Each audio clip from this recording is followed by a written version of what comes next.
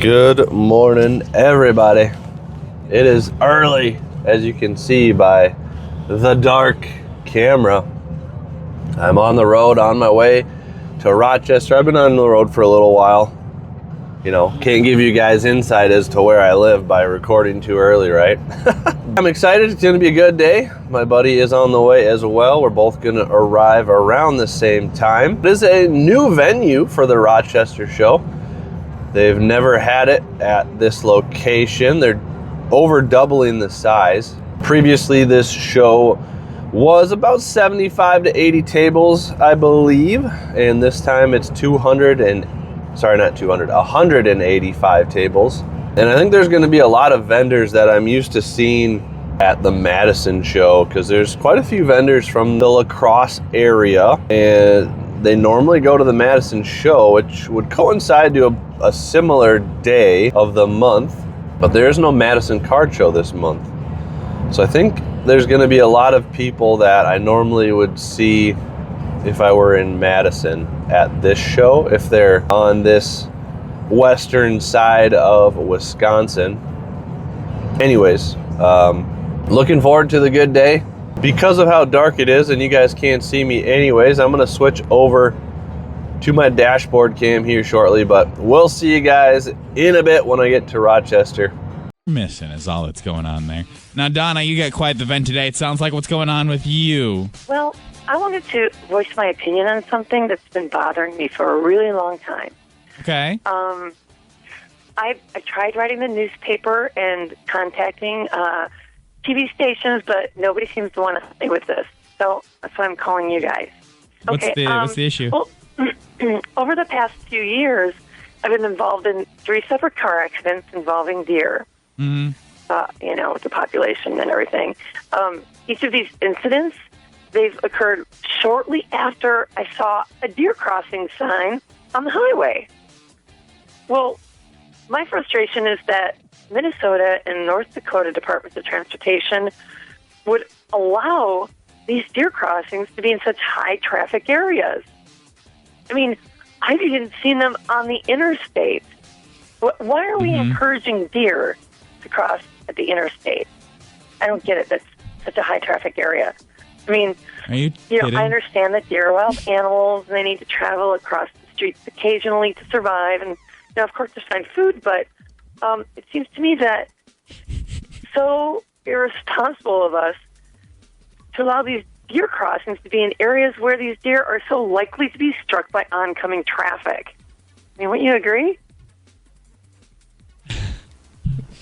I mean, it's just, I mean, you think they would put deer crossings maybe, in, smaller towns, maybe during at a school crossing. It would be a safer place for them to cross. Wait. Put the deer crossing sign. Deer crossings aren't telling deer that it's safe to cross there. It's just more of like an alert for drivers so they know it's like a high deer population.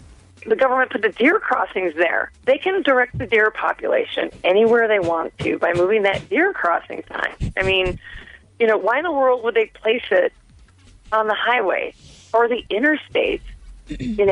I mean, God, there are so many other places I can think of than putting the deer crossing signs on busy highways and interstates. You seem to be under the misunderstanding that the deer are somehow attracted to the deer crossing sign.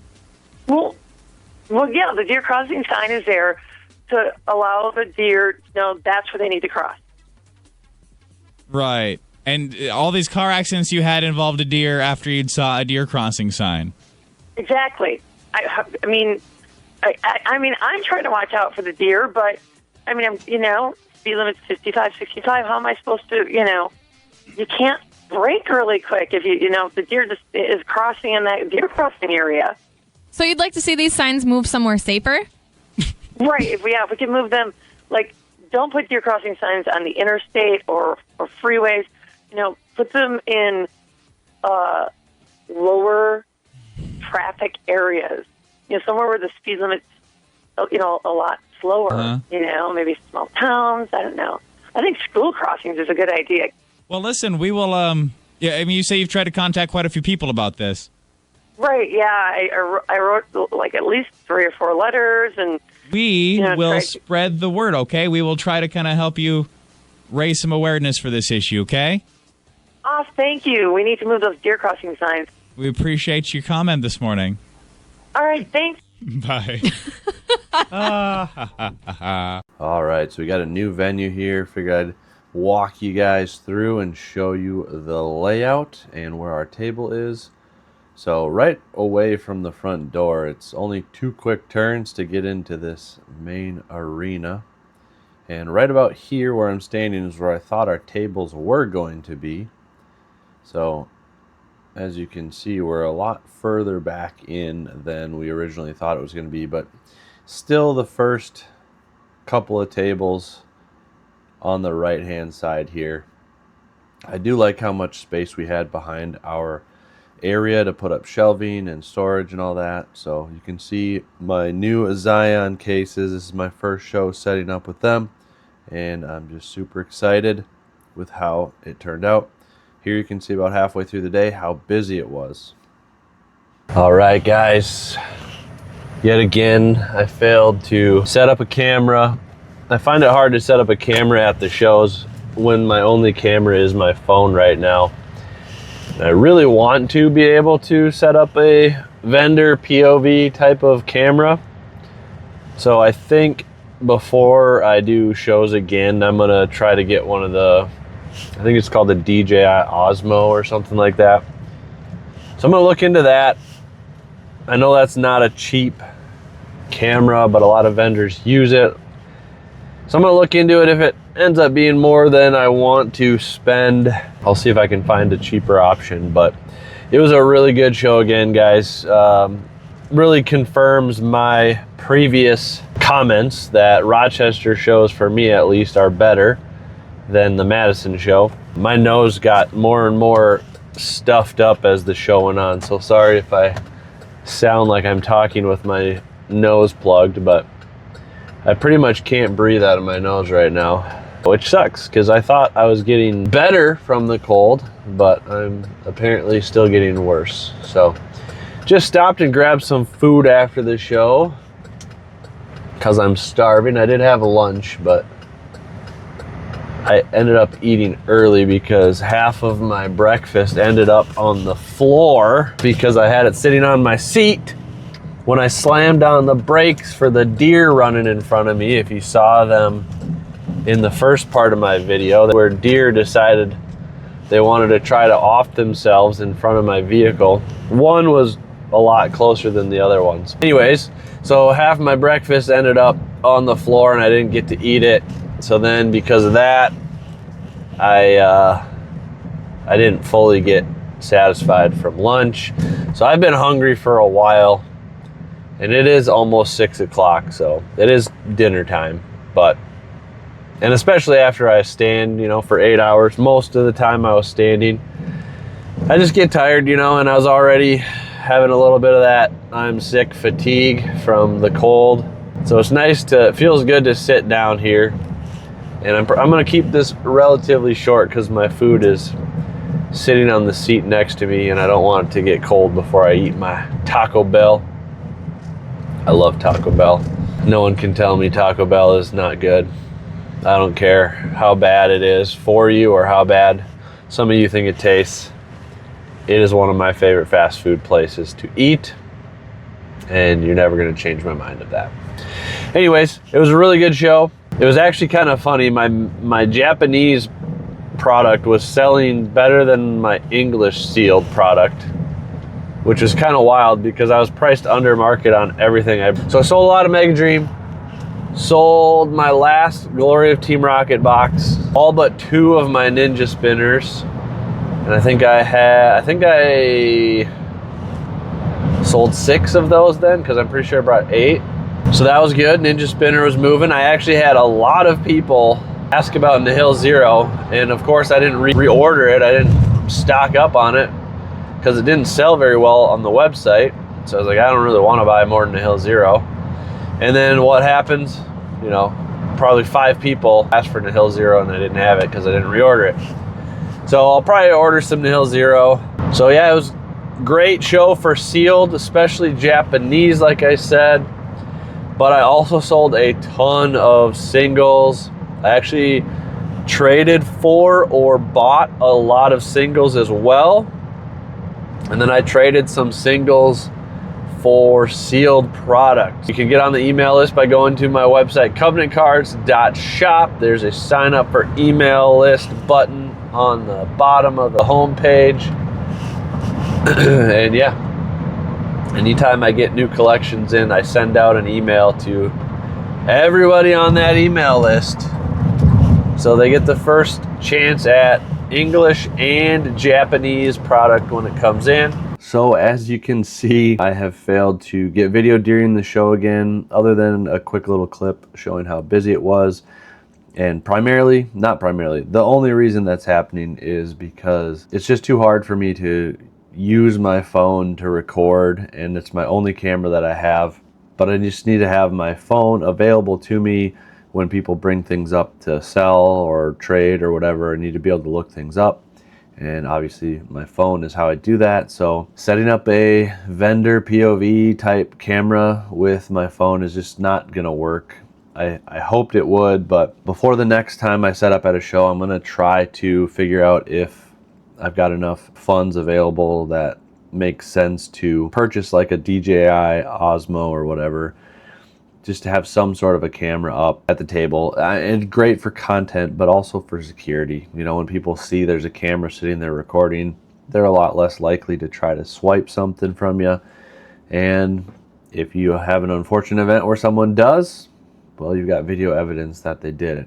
That being said, one of the main benefits that I have of the new display cases, which I love, by the way, is they all have those side risers that hold the lid in the open position, and it keeps the sides protected from anyone trying to reach in and grab stuff. And I couldn't be more happy with the purchase of those display cases.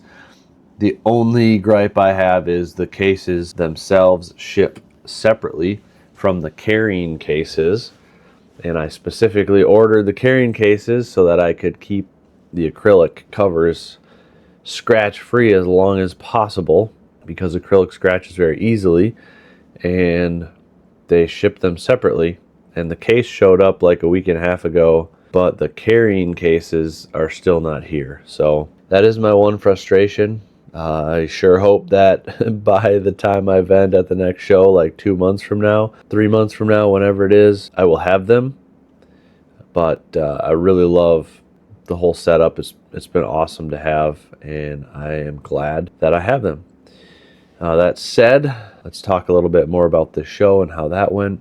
First off, the show was great for us. One of the best shows, actually, definitely the best show I've ever had in terms of revenue. And it's the first time I topped the $3,000 in sales number for one show. And all of the shows I've ever set up for are one-day shows. First time ever hitting that 3,000 mark, felt good to me. And as mentioned, a lot of it was sealed Japanese product, and that was awesome. The one other big thing was, even though it was only about probably $600 more in total sales from Madison, like dollar-wise, it was a way busier show. I had a lot more singles selling. There's a lot less downtime in between sales. And like I mentioned in the previous video, the Madison show, if I hadn't sold that art set of the team-up sleeved packs, it would have been a really bad day in Madison. And this show was just night and day. It was way busier, way more number of sales, even though I was a little frustrated with the way our table was placed on the map for reserving tables ahead of time. They made it look like our tables would be literally a few steps away from the front door. But when we got in there, we were probably like 6 tables deep. There was probably about 6 tables worth of space that was empty because there were bathrooms there, which makes sense. It's fine. But we were a lot further back than it appeared like we were going to be. Now, I think it worked out great for us anyways. We had a lot of traffic. We were the first table there for most of the show because whoever reserved the front table in our row didn't show up. And then probably over halfway through the show, another vendor came up and essentially took over the space the rest of the show. So probably about half the show we had a neighbor, but all they were there doing was trying to buy sports cards, so they didn't hinder us at all, really. But it was great straight from the start. It was a busy show. Had the first sale at like 9:10. Show started at 9. It's always usually a little slow. You never know how that first hour is going to be, but literal first 10 minutes, I sold a stained glass PSA 10 and a PSA 10 Blastoise from Classic Collection. It did start to slow down at about 3 p.m. till 4 p.m. or so, and then from 4 p.m. till 5 p.m. it was dead, completely dead. At that point, probably over half of the vendors had already packed up and left by 4. I started packing up at about 4:30, got all loaded up in my car and on the road by 5.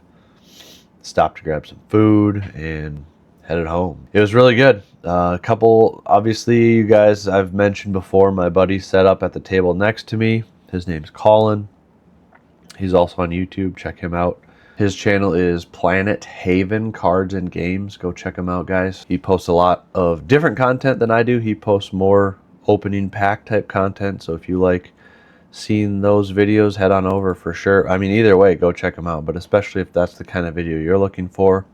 And then on the other side of Colin, we met a vendor named Dakota. He was really cool dude, really chill. We were chatting with him. Colin was mostly chatting with him because he was the one right next to him, but good guy. Had a good show himself, it sounds like. But at the end of the show, he knew I was eyeing up some of his sealed product and ended up buying like $600 or $700, I think, worth of sealed product from him at the end. And speaking of vendors and making deals with vendors, it always makes me laugh. The last 2 shows especially, but really all the shows that I've set up at since starting the TCG side of things, I can always tell when a vendor walks up to me and is trying to buy from me. And on top of that, I can always tell when they are a sports card shop or a sports hobby enthusiast who's getting into TCG. One vendor especially came up to me during this show and he was looking at my slabs. That's their number one tip. They all go straight for your slabs or they go straight for your sealed product. They don't care about your raw cards. And they immediately start scanning the barcodes of all of the slabs with whatever app they're using to check comps. And they walk up to you and they say, what percentage if I buy all of your PSA slabs? It's always only the PSA slabs that they want. And in this example, this vendor walks up to me and he wanted all of my PSA slabs, which I probably had 10 slabs left at this point. Half of them were probably $40 to $50 and below. And he went and specifically pulled out one of the slabs that I literally comped at the start of the day. And there was sales in the $30 to $35 range. And there was one random sale that showed up as a $22 sale. But if you actually look at the listing, the buyer also paid like $8.39 for shipping. So it's a $30 comp. Well, I had it stickered at $30, which I think was a very fair ask on the slab with all the $30 to $35 comps. And in my head, it was, one of those slabs I don't really care that much about. So I figured if someone offered 25, I'd take 25, but I wouldn't go below that. And he comes up and he starts trying to argue on all of the slabs. And he uses that one slab as his argument that he wanted to pay a lower percentage. And he pulls up the same comps I looked at earlier in the day and goes, well, look, there's a comp here for $22. So I'll give you $5 less than that. I'm like, well, no, that's the most recent comp for $22 plus $8 in shipping. So that's a $30 comp. He's like, oh no, look, it's a $22 comp. I'll give you $5 less than it's worth. And I'll do that for all of your cheap slabs. And I'm like, no, I'm not in a rush to sell those. Like, I'm fine waiting until someone comes and pays me what I want. So he essentially offered me $17 on a slab I priced at $30. And if you look at the actual comps, that's pretty much what it's worth. There was an outlier 1 or 2 comps at $35, but it's a $30 slab. So, but again, with what I got into it, I'm fine just getting $25 on that slab. And he pretty much throws a mini fit that I won't sell him my slabs for a super low percentage because he wants to profit off of my slab. Well, I'm a vendor, dude. I'm trying to profit on this stuff too. So sorry that you can't lowball me and make a profit off of me when I'm also a vendor. Like, I buy from vendors all the time, and I walk up to them and I make an offer, and if they say no, I can't do it, I go, okay, no worries. Or actually, a lot of times I go up to them and I just tell them, like what I did with Dakota.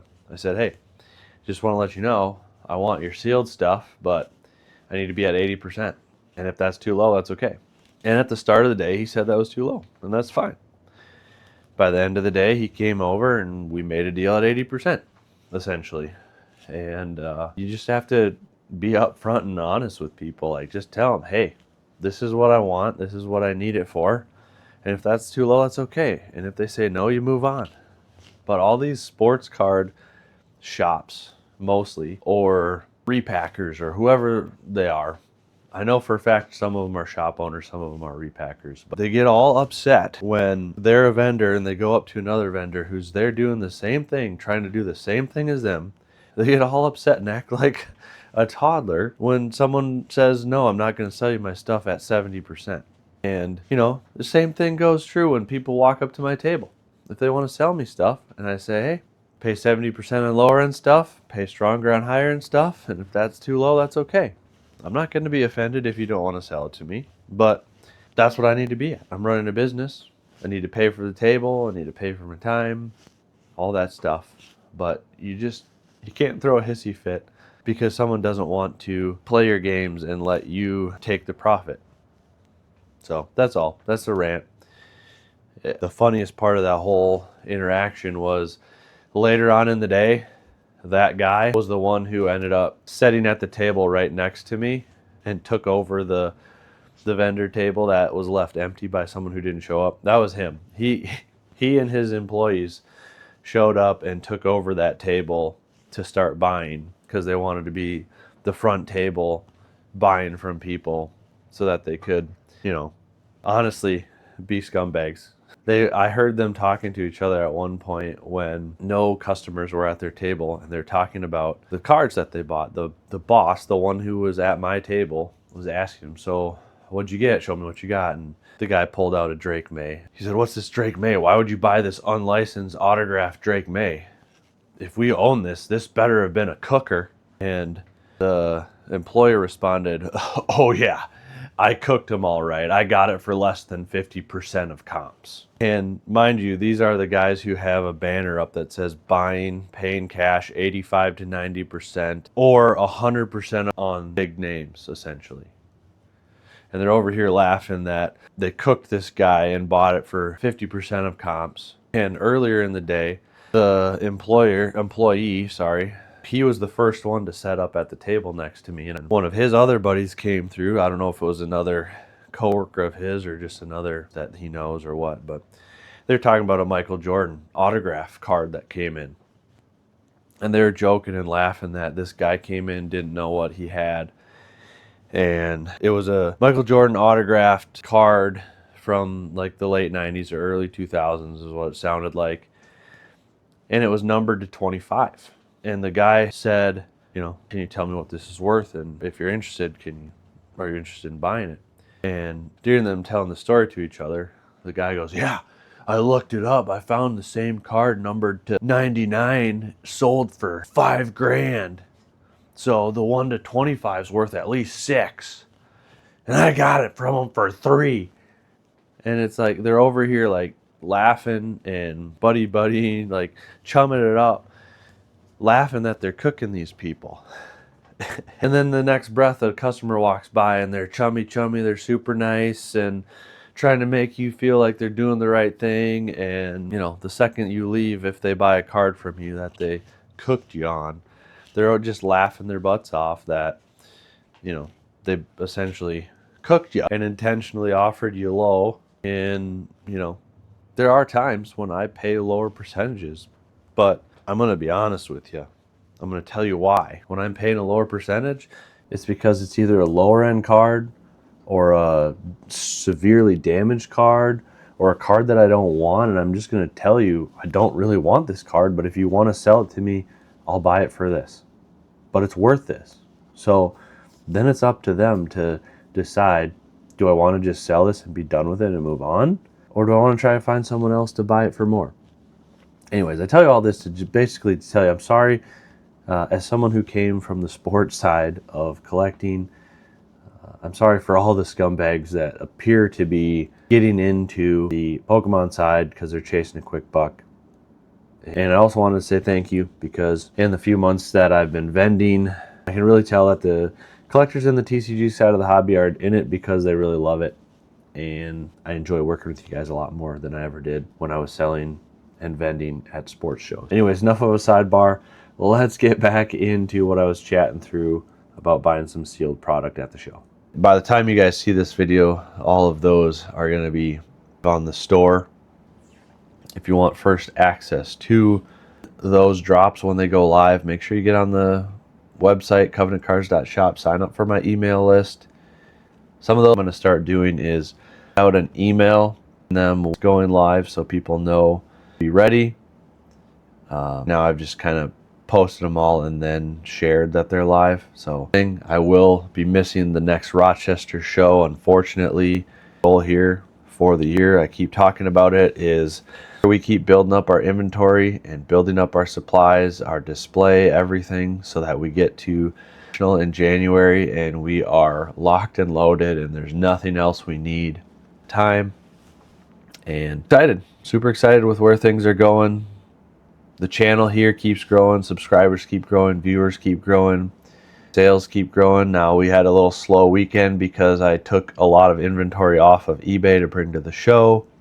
We definitely made up for it at the show. So doing the best we can to take as little money out of the business as possible. We have purchased things like the scanner, the tablecloth, the card cases. Outside of those three things, we've done a really good job of reinvesting everything back into inventory, and definitely 100% has been invested back into the business at this point. So much for watching. I know this is a long one and I still sound kind of nasally with a stuffed nose. If you enjoy my content, please this video, subscribe, hit that notification bell. Check out my links in the description below for my store and my eBay page. And as always, guys, we'll see you next time. God bless.